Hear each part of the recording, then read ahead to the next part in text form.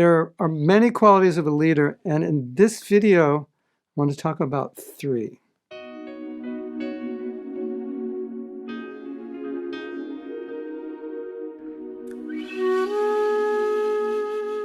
A leader is introspective, a leader is respectful, and a leader is vulnerable. So a leader is introspective, meaning that he doesn't blame other people if there's a problem in the relationship, but he looks at himself and his own processes, and if somebody's not inspired, or if he doesn't have a good relationship with someone, he'll look at himself and say, what am I doing wrong? So rather than blame the other person, he'll look at himself and say, what am I contributing to the problem here? Or if things aren't going well on a practical level, rather than blaming people, he'll think, what am I doing wrong? How am I dealing with the situation so things could be better? You know, it's easy to blame people.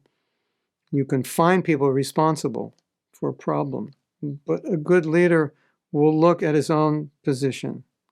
Like I often say, you know, the problem with ISKCON is I'm not a pure devotee. So something like that. You know, what's the problem here? Well, the problem here is I'm not inspiring people, or I'm not a better example. Maybe they would be more inspired if I was a better example. Something's wrong here. Maybe this is not going well. What's the lack? And you can say, oh, the devotees are this, devotees are that. The introspective leader will look at how am I contributing to this situation? That's number 1. Number 2, respectful.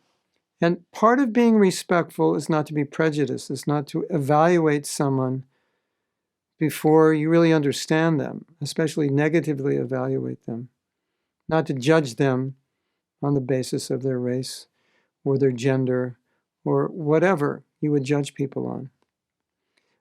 And not to belittle someone's intelligence or disrespect them because they're younger, or they're younger devotees, or they're not as well educated as you, or so forth, or don't have the experience you have. But it's always to respect the intelligence and the abilities and the sincerity of another person. A lot of times we see that people's motives are being questioned. That's not a respectful way to deal with someone. Oh, you did that because you want to be this or you want to be that. We see that a lot on Facebook. People are being judged. Oh, he just wants money, or he just likes women, or he just wants to be praised. That's why he's doing this. That's a very disrespectful way of dealing with someone. So if you're a leader, you respect people for who they are, not prejudging them. And another thing is you don't take advantage of your position. Oh, because you have to do what I say, because I'm the leader, then you must do it, and I can control you, and I can make demands on you. That's not respectful. So you show respect that as your leader, I cannot demand anything from you as a volunteer movement, but I am here to serve you. I am here to honor or facilitate your ability. I'm not here to dictate to you, but I'm here to find out what inspires you, to respect your abilities and engage you. And there's a whole realm of things that you'll understand will come to you if you're just respectful of other devotees.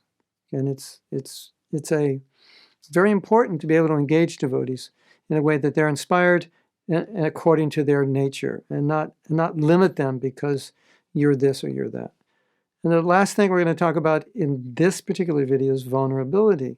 Vulnerability can also be translated as honesty. I'm not trying to project a profile of someone I am not.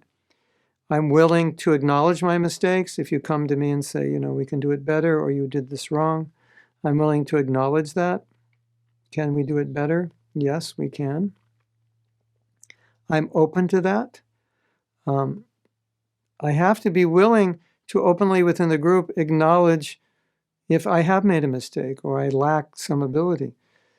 What that also does is it creates an atmosphere or a culture of honesty, because if the leader is vulnerable, it makes it easy for everyone to be vulnerable. And then the relationships become real. They become deeper. We can help one another better. We can work better as a team. And we create this culture of honesty, which is Brahminical culture. And we're not trying to pretend to be something we're not. So this is very important. 3 things to think about. And again, we're all leaders of sorts. And if, as I said, if you stay in ISKCON long enough, you will be a leader. It's just going to happen. You can't control it. It's just the way it is. Hare Krishna.